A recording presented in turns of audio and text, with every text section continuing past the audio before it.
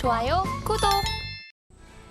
오늘의 두 번째 뉴스입니다. 역시나 서울경제신문에서 발췌한 내용입니다.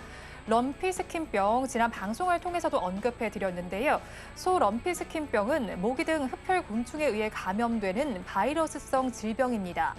고열과 식욕 부진, 림프절 종대, 우유 생산량 급감, 그리고 유산, 불임 등을 유발하는데요. 우리나라에서는 제1종 가축 전염병으로 지정돼 있으며 폐사율은 10% 이하로 알려졌습니다. 중앙사고수습본부에 따르면 어제까지 소 사육 농장에서 럼피스킨병은 10건이 발생했습니다. 관련해서 오늘 동물 백신주 섹터 내에서는 강세가 관찰되고 있습니다. 자세한 내용 짚어보겠습니다. 지난주에 저희가 방송을 진행하는 동안 속보로 좀 이 뉴스가 나왔습니다. 럼피스킨병에 대한 이슈가 나왔는데 우리나라에서 처음으로 발병을 했다고 합니다. 관련해서 오늘은 대성미생물과 이글벳 등이 강세를 좀 보이고 있습니다. 대성미생물의 경우에는 지금 상한가까지 근접해 있고요. 이글벳의 경우에도 27에서 28%대 강세를 보이고 있습니다. 첫 확진 소식 이후에 주가 수익이 지금 어떻게 나타나고 있나요? 네, 일단 방역 관련주와 더불어서 수산주들까지 또 닭고기 관련주들까지 좀 폭넓게 움직이고 있는 모습이 나타나고 있습니다.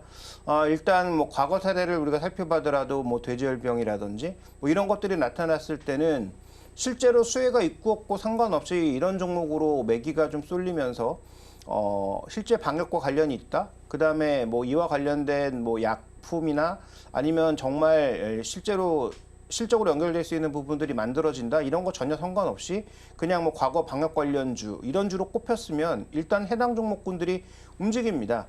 그렇지만 과거부터 지금까지 쭉 사례를 살펴봤을 때 아마 코로나 기간을 제외하고서는 의미 있게 이들 종목이 장기간 올랐던 경우는 별로 없다라는 것도 더불어서 살펴볼 필요가 있는 거죠. 그래서 오늘 지금 움직이고 있는 것은 소위 장초반의 닭고기주와 더불어서 일단 이 방역과 관련된 종목군들이 대거 움직였고 지금 현재 구간에서도 대장주 성격의 종목군들은 상한가하고 상한가 부근에서 움직이고 있는데요.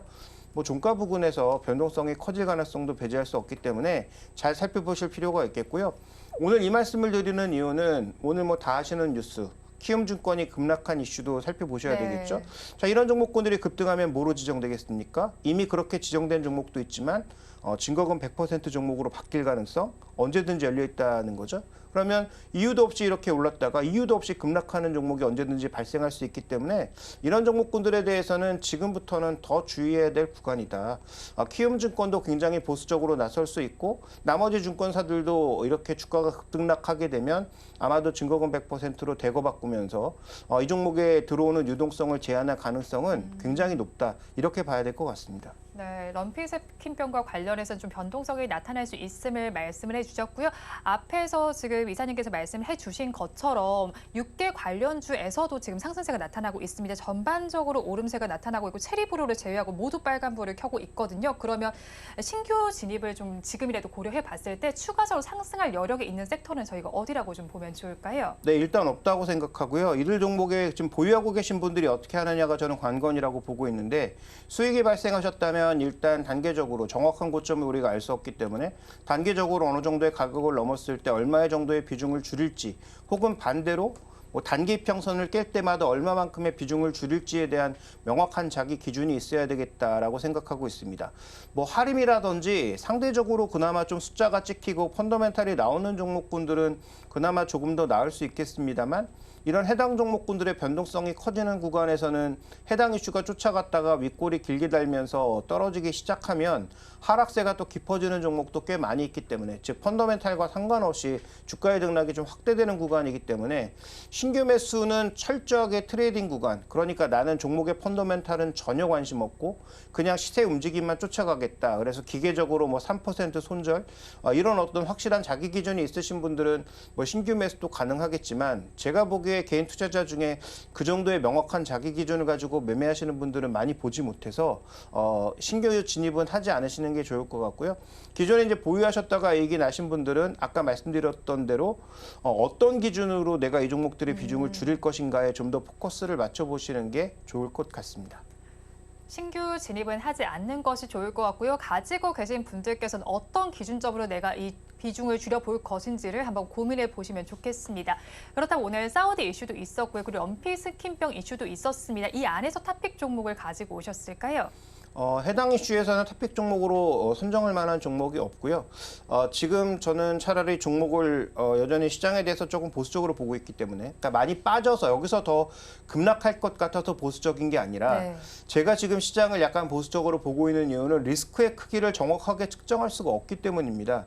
언제는 뭐 리스크의 크기를 정확하게 측정할 수 있었느냐라고 반문하실 수도 있겠습니다만, 지금 이스라엘 하마스 관련 이슈는 누구도 정확한 위험을 측정하기가 어렵다. 네. 예를 들어서 하마스가 이번에 이스라엘을 침투한 것도 처음 보는 형태의 일이었고요.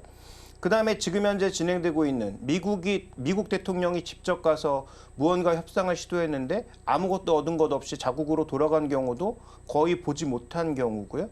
그다음에 이렇게 미국의 힘이 빠졌다고 예상한 것인지 이란이라든지 이런 국가들이 주변 국가들의 눈치를 상대적으로 덜 보면서 뭔가 자신의 의견을 피력하는 경우도 과거에 보지 못했다는 거죠.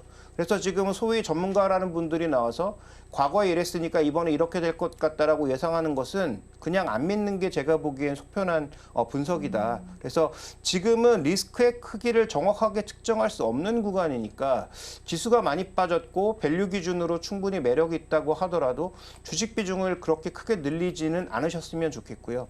뭐 그래도 종목을 요구하시니까 한 종목 가져온 것은 대표적인 방어주인 SK텔레콤을 가지고 왔습니다. SK텔레콤은 뭐 최근 실적도 나름 견조하게 유지가 되고 있는 상황이고 2024년을 기점으로 해서 새로운 신규 서비스, 그러니까 B2C가 아니라 B2B나 B2G와 관련된 신규 서비스의 확장을 꾀하고 있는 그런 종목이고요.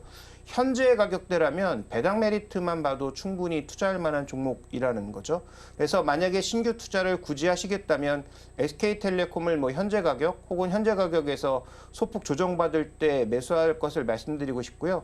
공격적인 목표가는 말씀드리기 어렵고 한 6만 원 정도의 목표가를 우리가 산정한 상태에서 접근하시는 게 좋을 것 같고 손절 가격도 비교적 짧게 한 4만 5천 원 정도를 설정하시는 게 좋을 것 같은데 이 종목의 한 6만 원 정도의 목표가는 뭐 PB 기준에서 그다음에 PE 관점에서도 그렇게 과거 대비해서 높은 주가는 아닙니다.